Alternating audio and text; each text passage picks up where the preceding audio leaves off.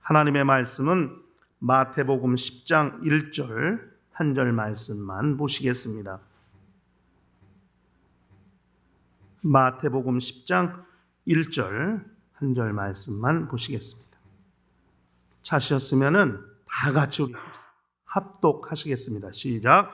예수께서 그 12 제자를 부르사 더러운 귀신을 쫓아내며 모든 병과 모든 약한 것을 고치는 권능을 주시니라. 아멘. 우리 신앙은 하나님의 부르심을 받는 것입니다. 이게 목사에 관한 이야기만 아닙니다. 성도들이라고 하는 존재는 다 하나님이 부르신 자라는 사실을 잘 알아야 됩니다. 그래서 사도와 성도가 구별이 되는 것은 사도도 성도도 하나님이 부르셨다고 하는 것은 똑같은데 사도는 예수께서 직접 부르신 자들을 말하는 것이고 성도는 성령께서 부르신 자들을 말하는 거예요. 그러므로 그분이 부르셨다고 하는 사실은 똑같습니다. 사도나 성도나 똑같습니다. 예수님께서 육체로 계실 때 직접 부르신 자, 그가 하늘에 가신 다음에 보내신 성령으로 부르신 자, 다 하나님이 부르신 자들이에요. 그러므로 그분이 나를 부르셨다고 하는 사실을 그걸 깨닫고 사는 사람이 신앙인이에요. 그것이 망각될 때에 결국 신앙은 식어지게 될 것이고 하나님과 멀어지게 될 것이고 영적 생활이 느슨해지게 될 것이고 자칫하다간 세상으로 돌아가 버리는 그런 어리석은 사람도 생기게 될 수 있습니다. 그러므로 하나님이 나를 오늘도 부르시고 항상 그분은 나를 부르셨고 나는 그 부르심에 순종하고 반응하고 있다는 사실을 그걸 깨달아야 되는 겁니다. 그것이 우리 영적 생활인 거예요. 그렇다면 그분은 우리를 어디서 부르셨느냐? 보통 한 3가지 정도로 생각해 볼 수 있을 것 같아요. 하나님이 우리를 어디서? 죄 가운데 부르셨죠. 죄 가운데 있을 때 우리를 불러내셨죠. 죄로부터 우리를 부르셨기 때문에 우리가 죄에 허덕이지 않고 죄의 결과로 인해 저 지옥에 가지 아니하고 죄로 인해 죽었던 영혼이 다시 살게 되고 죄의 늪에 다시는 빠지지 아니할 존재가 되게 하신 겁니다. 죄에서 불러내 주신 거예요. 그래서 우리는 영원히 지옥 갈 죄와는 무관한 그런 존재들이 된 겁니다. 이것이 우리의 믿음이에요. 우리는 지옥 가지 않는다. 나는 영원히 지옥 갈 수 없다. 이것이 우리의 믿음이어야 합니다. 이 세상에 살면서 자범죄도 지을 수 있고 본죄도 지을 수 있어요. 왜? 인간의 육체가 연약하고 의지가 나약하기 때문에. 그러나 그것은 예수 이름으로 회개하고 돌이키면 얼마든지 용서해 주십니다. 그러나 정말 회개케 할 수 없는 그런 짐짓죄와는 무관한, 저 지옥 가는 죄와는 무관한, 배교하는 죄와는 무관한 그런 자들이 되어야 하는 것, 이게 우리의 확신이고 우리의 믿음입니다. 그래서 다시는 지옥에 속하지 않는다. 이거예요. 이게 우리의 믿음인 거예요. 죄로부터 우리를 불러내신 거예요. 2번째는 마귀의 수하로부터 우리를 불러내신 겁니다. 다시는 마귀에게 속한 자가 되지 않도록, 마귀의 종노릇하는 자가 되지 않도록, 마귀가 이끄는 대로, 세상신이 이끄는 대로 끌려다니지 않도록 우리를 거기로부터 끊어지게 하시고 불러내신 거죠. 그래서 당신의 수하에 두시고 당신과 연합된 존재가 되게 하셔서 이젠 당신의 말씀을 따르게 하시고 당신의 인도를 받게 하시고 예수님의 생명으로 충만할 수 있도록 그렇게 역사해 주신 겁니다. 마귀의 수하에 있던 사망이 우리를 엄습해왔고 사망이 좀 왕노릇했던 그런 존재들이었어요. 그러나 이제는 사망이 아닌 생명이 우리를 주관하게 하심으로써 하나님과 같이 영원히 살 수 있는 존재가 될 수 있도록 그렇게 역사해 주신 겁니다. 죄로부터 불러내셨고 저 마귀의 수하로부터 우리를 건져내신 거예요. 불러내신 거예요. 나오라! 그 말씀 듣고 나오게 하신 거예요. 그 다음에 마지막으로는 세상에서 불러내신 겁니다. 우리가 세상에서 살았어요. 세상에서 마귀의 수하에서 죄인으로서 살던 자들이에요. 그런데 죄에서 불러내시고 마귀의 수하에서 불러내시더니 이젠 세상으로부터 우리를 구별되게 하시고 하나님께 속한 사람, 하늘에 속한 사람이 되게 하셨습니다. 비록 우리 육체는 세상에 살고 있어요. 그러나 우리 영혼은 세상에 속하지 않고 있다는 것이 우리의 믿음이에요. 겉으로 볼 땐 믿는 자나 믿지 않는 자나 똑같고 똑같은 공간에 있습니다마는, 그러나 영혼의 상태는 전혀 다르죠. 아직 여전히 죄 가운데 있는 자들, 여전히 마귀의 수하에 있는 자들, 그러나 죄와 무관하고 마귀의 수하에서 있지 아니하고 주님 수하에 있는 자들, 그래서 하늘에 속한 시민권을 가지고 있는 사람들, 이게 영혼의 상태를 보는 눈 아니겠습니까? 믿는 자와 믿지 않는 자를 보는 눈이죠. 영혼을 보는 눈. 그래서 우리는 자신감이 있는 거예요. 아무리 저 사람이 나보다 잘났어도 당신 예수 믿지 않으면 나보다 못난 사람이라는 확신이 있지 않으세요? 그 사람이 잘났다는 것 때문에 위축되십니까? 열받으십니까? 나는 예수 믿는데 저 사람 예수도 안 믿는데 왜 이렇게 잘 나가? 그러나 영혼은 내가 제일 잘 나가는 것이죠. 뭐 유행가 가사에도 있더만요. 내가 제일 잘 나가. 이게 기분 좋더라고요. 그 가수가 부를 때가 아니라 내가 그 가사 부르니까 내가 제일 잘난 것 같고 잘 나가는 것 같아요. 나는 그런 믿음이 있어요. 왜? 내 영혼은 하나님께 속해 있기 때문입니다. 하나님이 거기로부터 우리를 불러내셨기 때문이에요. 이것이 우리의 믿음이어야 하는 거예요. 오늘은 그렇게 하나님이 우리를 죄에서 마귀의 수하로부터 세상으로부터 우리를 불러내셨다면 그 불러내셨다는 의미는 무엇이냐? 그것을 오늘 우리가 읽은 성경 본문을 통해서 좀 확인해 보려고 하는 것입니다. 이 부르다는 말이 몇 가지 의미가 있어요. 그냥 딱 3가지만 말씀드려 보겠습니다. 주님이 부르셨을 때 제자들을 부르셨다 했어요. 그죠? 12제자를 부르사. 그렇게 주님이 부르셨을 때는 어떤 의미가 있을까? 그것을 3가지 정도로 좀 보겠습니다. 우리가 일단 우리가 사는 삶 가운데, 우리 생활 가운데 생각을 좀 하세요.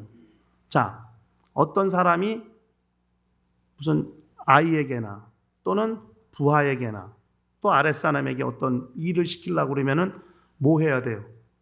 불러야죠. 야, 애 이름 부르면서 그럼 뭐 좀 가져와. 이렇게 심부름을 시킨단 말이에요. 그럼 일단 불러야 돼요. 그리고 일을 맡기고 그 일을 하게 합니다. 잘 생각을 하고 있어요. 주님이 제자들을 부르셨을 때 그 부르다는 첫 번째 의미는 소환하다는 뜻이 있어요. 소환. 또 초청하다는 뜻도 있고요. 소환하다, 초청하다는 뜻이 있어요. 왜요? 맡길 것이 있기 때문에. 소환하는 거예요. 임무가 있기 때문에 부르는 거예요. 소환하는 거예요. 이런 거 있죠? 이렇게 무슨 영화나 또는 이런 첩보 영화나 아니면 이런 그런 보면은 저는 미션 임파서블이라는 영화를 시리즈로 이제 봤습니다. 나는 이렇게 주인공이 평상시에는 아무것도 안 합니다.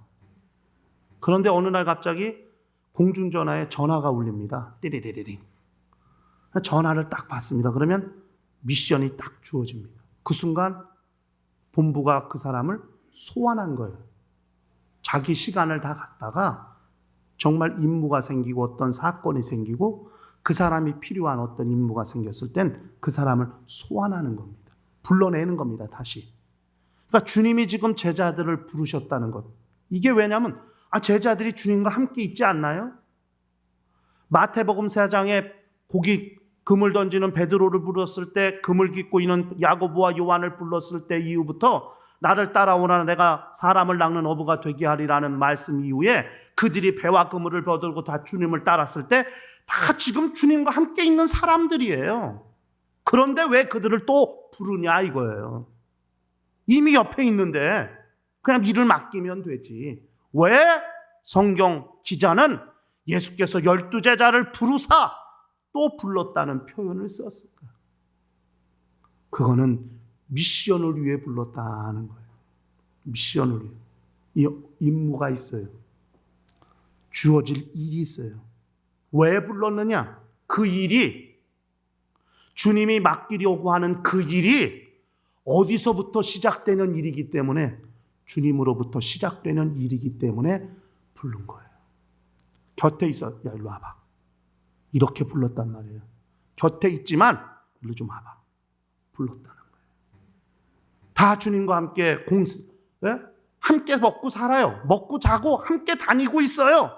그런데 지금 주님이 그렇게 함께 있게 하려고 부르신 것이 아니라, 마가복음 3장엔 마음에 원하는 자들을 부르시니 나온지라, 그리고 함께 있게 하시고 전도의 일도 하게 하시고 귀신 쫓는 권세도 있게 하려 하심이라고 말씀했어요. 그렇게 주님과 함께 있게 하려고 부르시는 것이 아니라, 함께 있는 상황에서 저들에게 뭔가 미션을 주기 위해서 또 그들을 소환한 거고 부르신 거예요. 초청하셔. 다시, 야, 함께 있어요. 옆에 있어요. 야, 니네들 좀 모여봐. 그리고 주님이 내가 이런 거 하려는데 네가 가서 좀 할래? 이렇게 말씀하시려는 거예요. 그래서 그 일이 누구로부터 시작되는 일이에요? 그들, 제자들 스스로 생각하고 판단하고 결정해서 자기들 스스로 움직이는 일이 아니라, 지금 이 일은 주님에 의해서 명령되고 주님으로부터 시작되고 주님으로부터 출발해야 할 일이기 때문에. 왜요?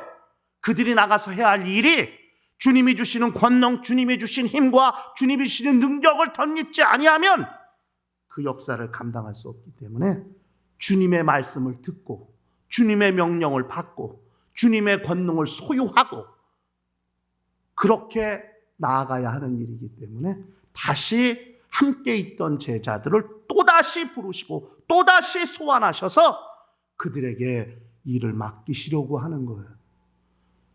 불렀다는 의미는 주님이 소환하시는 거예요. 그러니까 보세요. 우리가 예수 믿었어요. 신앙생활하고 있어요. 그런데 교회로부터 다시 그 사람을 부르는 일이 생겨요. 일을 맡길 때, 직분을 맡길 때, 특별한 미션을 줄 때, 임무를. 그래야 안 그래요?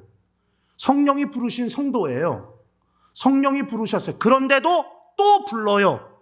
또 콜링을 해요. 또 불러요. 언제?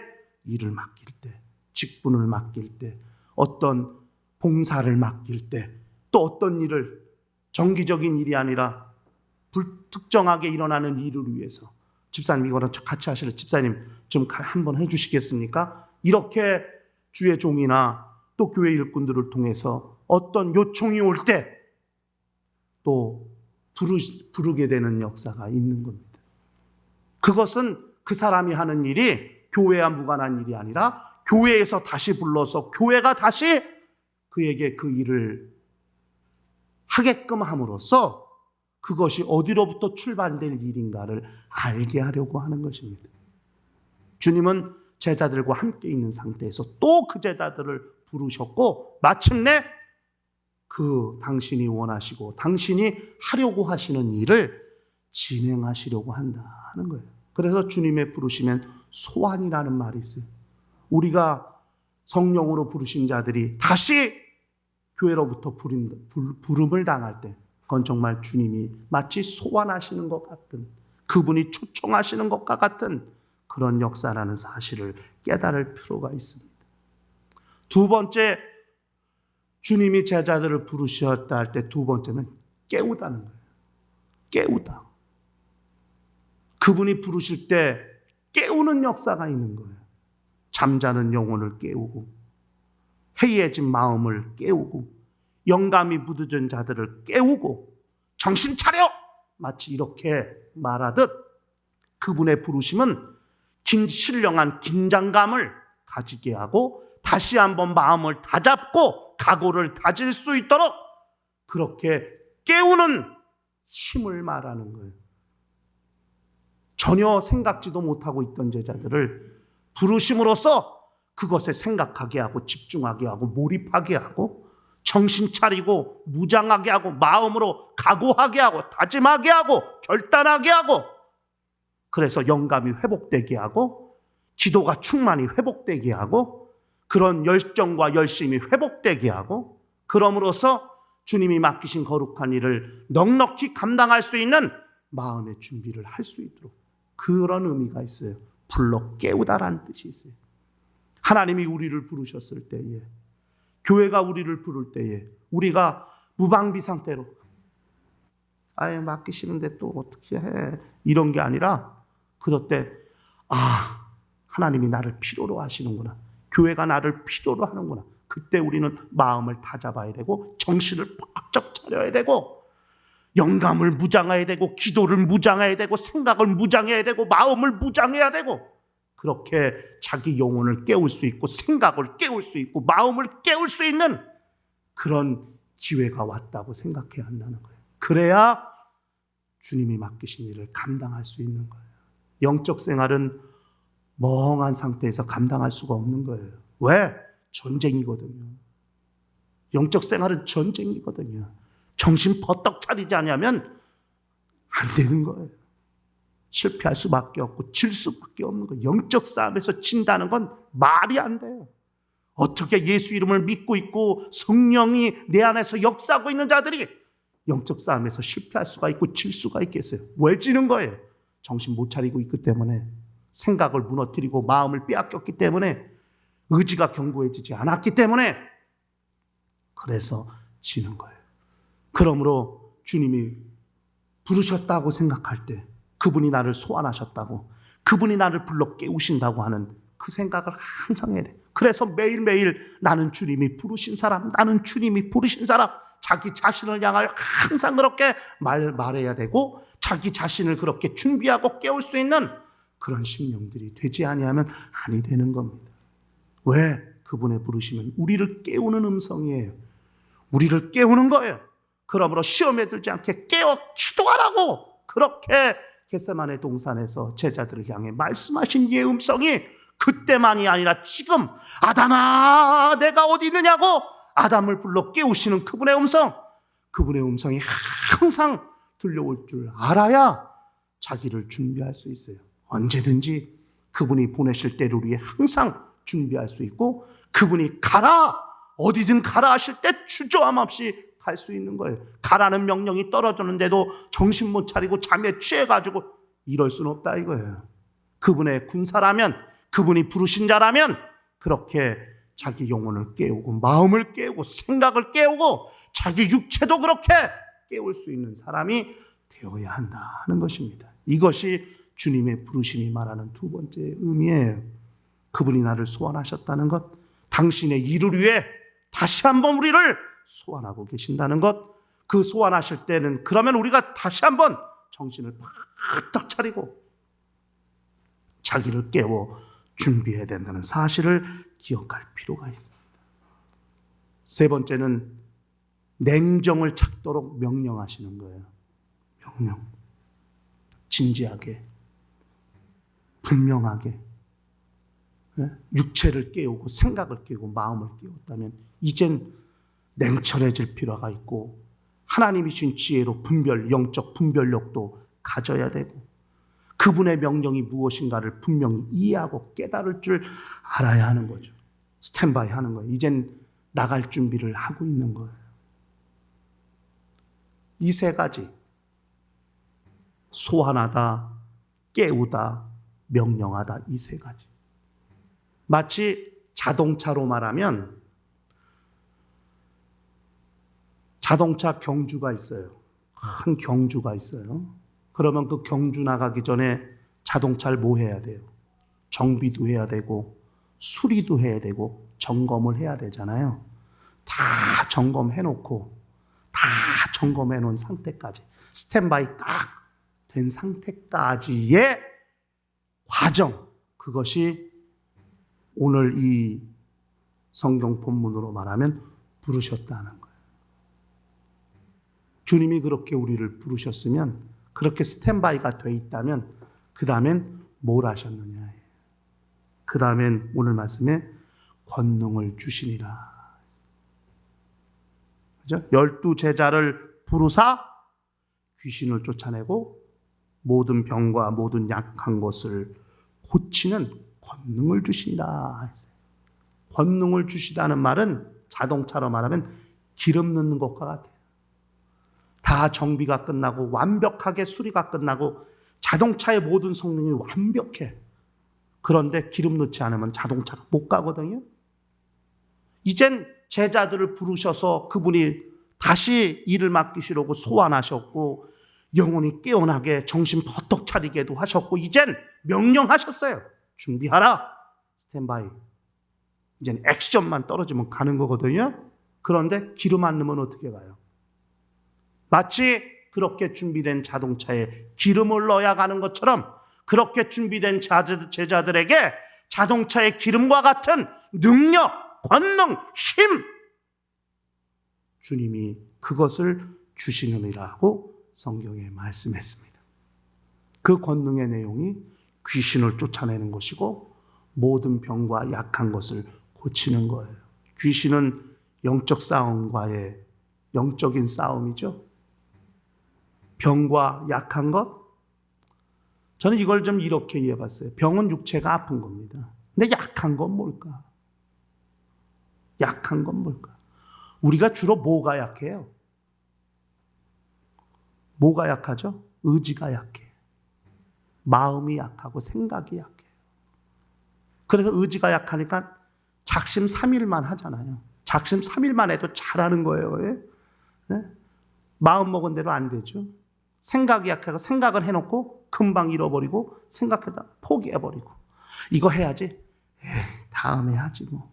약하거든요. 생각이 약하고 마음이 약하고 의지는 더더욱 약해요. 하리라고 그냥 연초부터 하리라는 아마 하리라는 말만 한 걸 계산도 엄청 많을 거예요. 근데 막상 결과 보면 안 됐고 안 됐어. 왜? 의지가 약해.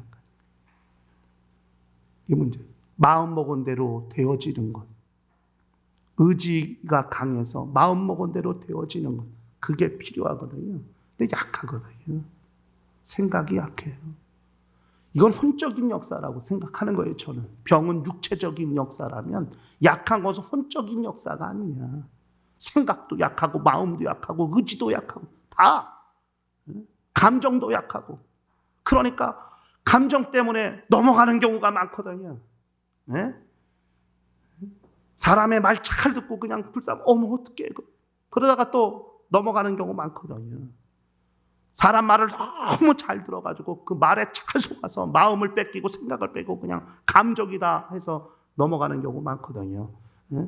돈을 잃는 경우도 많고 사기당하는 경우도 많고 쓸데없이 충동구매하는 경우도 많고 그냥 요즘 유행하는 말 지름신이 확 임해가지고 그냥 질러버리는 경우도 많고 네, 그렇거든요. 왜? 감정이 약해서 그래요. 때로는 잔인함이 많고 단호할 때도 필요하고 또 의지도 그렇게 강해야 되는데도 단호함도 없고 의지도 약하고 그런 겁니다. 근데 제자들을 통해서 귀신을 쫓아내고 병도 고치고 모든 약한 것도 고치게 하신 그 권능을 주시니라고 성경이 그렇게 말씀했습니다. 주님이 부르셨다면 권능은 그분이 주시는 겁니다.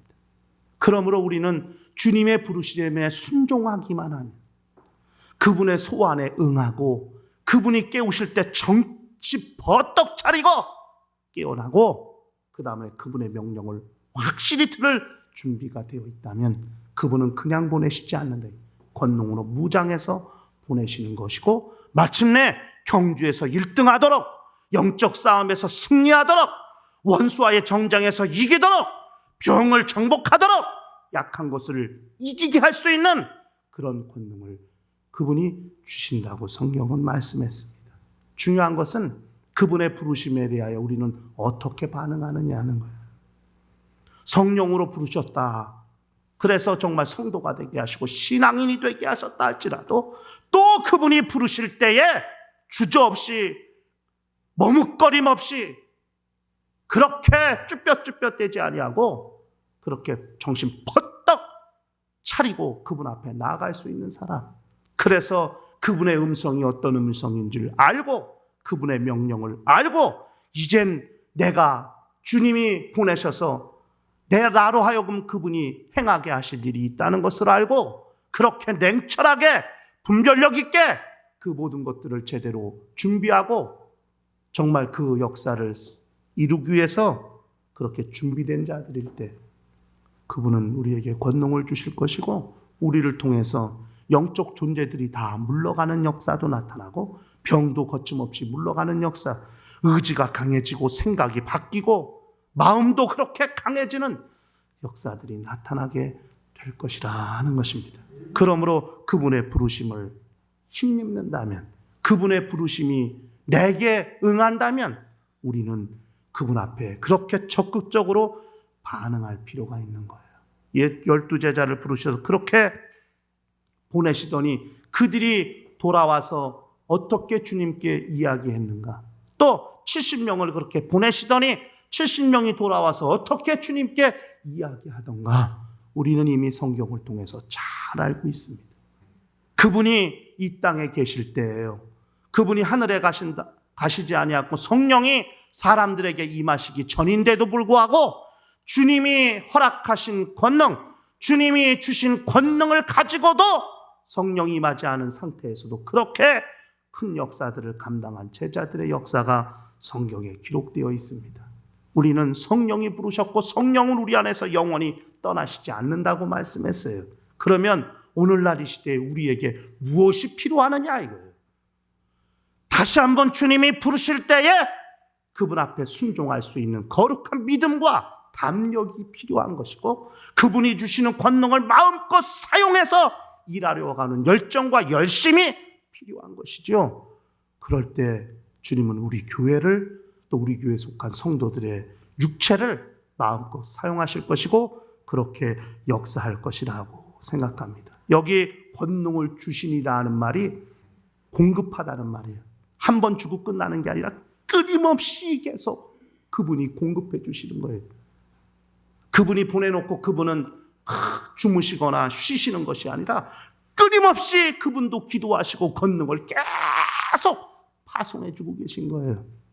제자들의 그 사역이 주님이 맡기신 임무가 완수되고 완성될 때까지 주님이 끊임없이 기도하시고 권능을 공급해 주신다는 말이에요. 그리고 권능을 주시단 말이 직책을 맡기다는 말도 있어요.